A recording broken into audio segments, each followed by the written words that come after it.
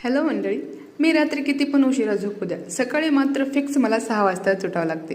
माझं शेंबडं रात्री 9 वाजता झोपते आणि सकाळी लवकर 6 वाजता उठते. आणि उठलं तर उठलं, शांत बसत पण नाही.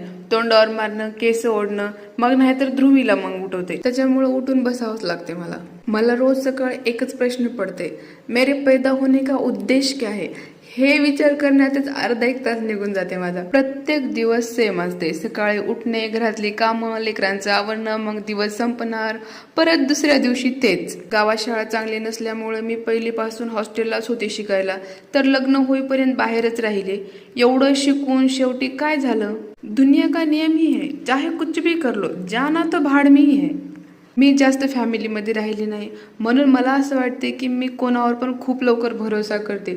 समोरच्याच्या वागण्याचा, बोलण्याचा उद्देश समजत नाही मला, जे की खूप चुकीचं आहे. आणि आजकाल कोणी पण कुणाला पण चुना लावते. एकटे राहून काही पण विचार यायचे आणि एक गिल्ट होतं की आपण काहीच करत नाही.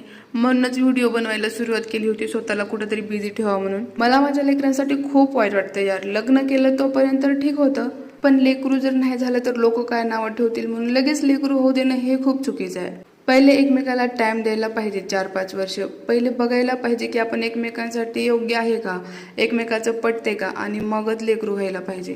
पुढे चालून लेकरांचं खूप नुकसान आहे जर पटत नसल्यावर. मग ते लव्ह मॅरेज असो किंवा अरेंज मॅरेज असो.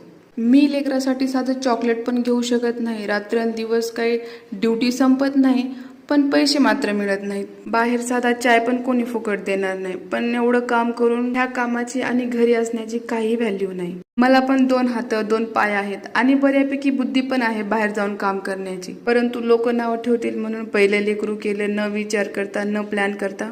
पहिलं केलं तर केलं, पण आता त्याच्यासोबत खेळायला नाही म्हणून दुसरं पण केलं. आता काय, किती पण हुशार असो, माझ्यात किती पण टॅलेंट असो, रहा घरी, घासा भांडे, खा टोमने, यही मकसद रह गया है जिंदगी का. आज के लिए इतना ही. Bye bye.